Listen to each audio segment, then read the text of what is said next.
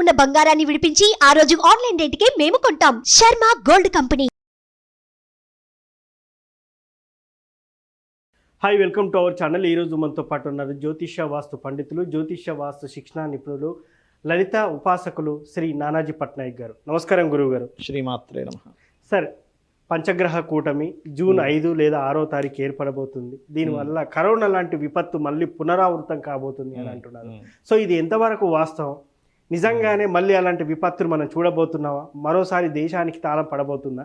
అసలు దీనిపై మీరు చెప్పేది ఏంటి అసలు? తప్పకుండా అండి. ఫస్ట్ ఆఫ్ ఆల్ ఏంటంటే మనకి ఒకటే గుర్తుపెట్టుకోండి, అటువంటి విపత్తులు రావాలి అంటే అది అసలు అప్పుడున్న కాంబినేషన్ ఏంటి? ఫస్ట్ అది కాలసర్ప దోషంలో ఉండేది ఆ రోజు పరిస్థితి. ఓకే, సో కాలసర్ప దోషంలో ఉండి శని గురువులు ఇద్దరు మకరంలో కలిశారు. దానికి ప్రామాణికమైన శ్లోకం ఒకటి ఉంది, మనం గతంలో కూడా చెప్పాము. నేను అనేది ఒకటే, ఈ శని తన ఓన్ హౌస్లో ఉండి గురువు నీచబడి ఉన్నప్పుడు జీవుడికి కారకుడు గురువు కాబట్టి జనాలకి కరోనా కంటే డేంజర్ అయినటువంటిది వచ్చి ఇబ్బంది వస్తుందని చెప్పాలి. కానీ ఇప్పుడు గురువు ఇక్కడ లేడు కదా, ఇక్కడ ఉన్నాడు గురువు ఇక్కడ ఉన్నప్పుడు అటువంటిది రాదు. ఏదో కరోనా లాంటి భయంకరమైన వ్యాధులు కొన్నిసార్లు వేరే దేశంలో వచ్చాయి, అట్లాంటివి వస్తాయి. మన దేశానికి మాత్రం లేదు, గుర్తుపెట్టుకోండి. ఎందుకు? మనది మకర రాశి తీసుకుంటాం.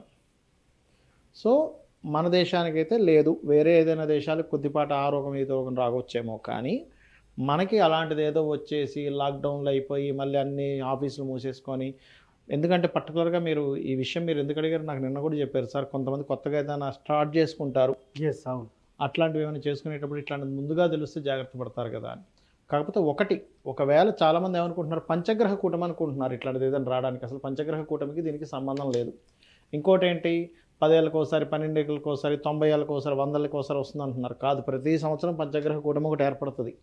Next year 2025 March ending April మాసంలో మీనంలో వస్తుంది పంచగ్రహ కూటమి. కాకపోతే ఒక్కొక్కసారి ఒక్కొక్క గ్రహ కూటమి ఏర్పడినప్పుడు ఒక్కొక్క ఫలితం ఇస్తుంది. అయితే ఈసారి ఈ గ్రహకూటం వల్ల గవర్నమెంట్ కొన్ని నిర్దిష్టమైనటువంటి కొన్ని నిర్ణయాలు తీసుకుంటాయి. ఎందుకంటే ఈ రవి ఇక్కడికి వెళ్ళి తన రాశి నుంచి దశమ స్థానంలోకి వెళ్ళాడు, అంటే తన పొజిషన్ నుంచి 10th హౌస్లోకి వెళ్ళాడు ఆయన. అప్పుడేంటి, అక్కడి నుంచి తను 10th హౌస్లోకి వెళ్ళడం అదొక పర్ఫెక్ట్గా బలమైన నిర్ణయాలు తీసుకోవడానికి ఉపయోగపడేటువంటి కాంబినేషన్ అది. ఓకే, ఈ రాహు ఇక్కడ ఉన్నందుకు, ఈ శని కుజులు ఇలా ఉన్నందుకు ఇది మీకు ఎటువంటి వాతావరణాన్ని తీసుకొస్తుందంటే యుద్ధ వాతావరణాన్ని, కొద్దిగా యుద్ధ వాతావరణాన్ని, లేదా విపరీతమైన ఎండలు, లేదా విపరీతమైన వర్షం. అక్కడే పక్క రాష్ట్రంలోనే విపరీతమైన వర్షం పడ్డట్టు అనిపిస్తుంది, అదే పక్క రాష్ట్రంలో విపరీతమైన ఎండలు కనిపిస్తాయి. ఎందుకు అంటే ఇక్కడ చూడండి ఎంత లాజిక్ ఎట్లా ఉందో. ఈ శని కుజుడిని చూస్తున్నాడు. ఓకే, ఇది ఫైరీ సైన్, అగ్నితత్వ రాశిలో ఉన్నాడు కుజుడు. ఇదేమో జలతత్వ రాశిలో ఉన్నాడు శని. ఇదేమో కోల్డ్ కారకుడు, ఇదేమో హీట్. రాహువు కేతువు. ఇప్పుడు మనకు కామన్గా జూన్ అనగానే ఏమవ్వాలి, కామన్గా వర్షాకాలం స్టార్ట్ అయిపోవాలి. అవును, వర్షం పడుతున్నట్టే అనిపిస్తే ఒకరోజు విపరీతమైన ఎండాకాలం వచ్చినట్టు విపరీతమైన ఎండలు వచ్చేస్తాయి. ఎందుకు? తన స్థానంలో తనుండి తన ప్రతాపం చూపిస్తాడు శని. ఓకే, ఈ కుజుడు స్థానంలో కుజుడిని ప్రతాపం చూపిస్తాడు. ఇది కారణం ఒకటి. రెండవది, ఇది యుద్ధ సంబంధించినటువంటి వాటికి సంకేతం. మూడవది ఏమిటంటే మన శత్రువు పైన మనం విజయాన్ని పొందుతాం ఈ కాంబినేషన్ ఉన్నప్పుడు. ఓకే, శత్రు దేశాలు ఏదైనా మనం చేద్దామని చూస్తే అటువంటి వాటిని చిత్తుగా ఓడించడము. అంటే మనకి ఇప్పుడు చూడండి, చైనా కావచ్చు, మనకి ముఖ్యంగా మనకి పాకిస్తాను, ఇట్లాంటి దేశాల మీద మనం జయము, వాళ్ళ అపజయాలు జరుగుతాయి దీనివల్ల. ఓకే, ఇది క్లియర్. అంతేగాని దీనివల్ల, ఈ పంచగ్రహ కూటం వల్ల మళ్ళీ లాక్డౌన్లు అయిపోయి అందరూ ఇళ్లలోకి వచ్చేసి పెద్ద పెద్ద రోగాలు వచ్చేసి రొస్టులతో మళ్ళీ హాస్పిటలైజేషన్లు అవ్వడాలు ఇవి కాదు. ఏదైనా వస్తే వేడి, హీట్ రిలేటెడ్ సంబంధించింది రావడము, ఇట్లాంటివి ఏమైనా కొంచెం ఏమైనా ప్రబలినా కూడా ఈ పంచగ్రహ కూటంతో సంబంధం లేదు. ఏదైనా కొంచెం ఈ కాంబినేషన్ వల్ల కొద్దిపాటిది ఏదైనా ఛాన్సెస్ ఉంటుంది. కానీ అప్పుడు మనకి 4 years బ్యాక్ మనకి ఎట్లా అయితే లాక్డౌన్లు అయ్యి మనకి కరోనా వచ్చినప్పుడు ఉన్న దారుణ స్థితి, అన్ని దేశాలు ఆపేసుకోవడం, ఇట్లాంటిది జరగదు. పొరపాటును కూడా జరగదు, రాసి పెట్టుకోండి కావాలంటే. సార్, ఇది ఎన్ని రోజులు ఉంటుంది సార్? ఈ కాంబినేషన్ ఒక 45 days ఉంటుందండి. సార్, ఈ 45 daysలో కొంతమంది ప్రముఖ ఆస్ట్రాలజర్లు చెప్తున్నారు, దంపతులు కలవకూడదు, ఒకవేళ కలిస్తే సంతానం ఎలా పుడుతుందంటే మూతి వంకర, ముక్కు వంకర అని మనం చాలా సందర్భాల్లో కొంతమంది పుట్టినప్పుడు మనం వెక్కిరిస్తూ ఉంటాం. అలాంటి సందర్భంలో కలిస్తే ఇలాంటి పిల్లలు పుడతారు, వికలాంగులు కూడా పుట్టే అవకాశం ఉంది అని అంటున్నారు. సో దీనికి మీరేం చెప్తారు?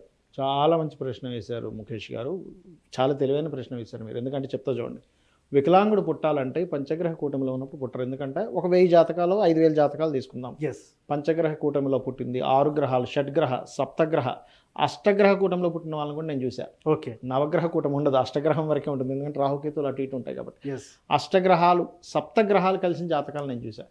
ఎవరు మూతు వంకర ముక్కు వంకరతో పుట్టలేదు.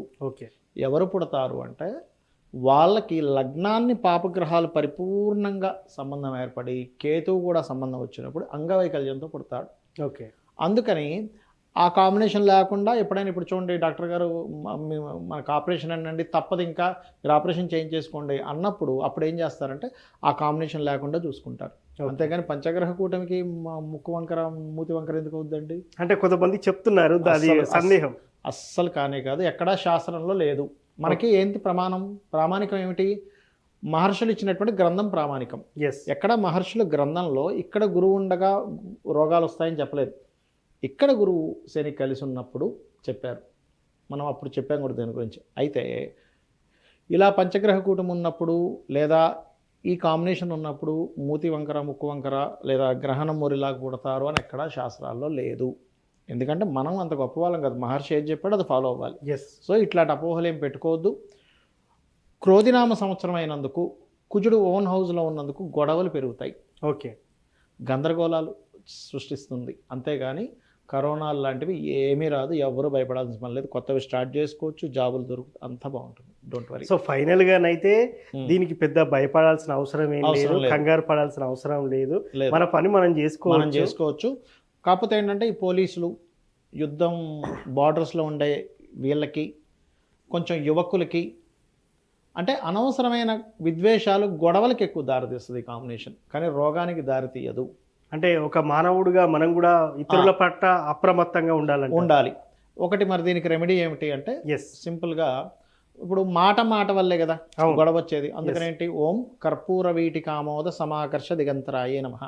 సామరస్యం పెరుగుతుంది దీనివల్ల. సూర్యభగవాను చూస్తూ చేయాలి. చండీ పారాయణం చేయొచ్చు, లేదా ప్రాణాయామం చేస్తూ లలిత చేసుకున్నా సరే సరిపోతుంది. సో ఫైనల్గా సార్, పంచగ్రహ కూటమి మీద ఉన్న అపోహలు అయితే ఒక్క వీడియోతో తొలగించారు. Thank you very much. శ్రీమాత్రే నమః. సో చూశారు కదా, పంచగ్రహ కూటమి వల్ల అనార్థాలు జరుగుతాయి, ఏదేదో జరిగిపోతున్నాయని చెప్పేసి మనం చూస్తున్నాం. సో గురువు గారు తేలికపాటి సమాధానం ఇచ్చారు, కంగారు పడాల్సిన అవసరం ఏం లేదని చెప్పేసి. ఇది వాటి కార్యక్రమం. మరో కార్యక్రమం మళ్ళీ కలుద్దాం. Thank you. నేను మీ ముఖేష్, సైనింగ్ ఆఫ్. సుమన్ టీవీలో మీ పర్సనల్ అండ్ బిజినెస్ ప్రమోషన్స్ కోసం కింది నెంబర్కి కాంటాక్ట్ చేయండి.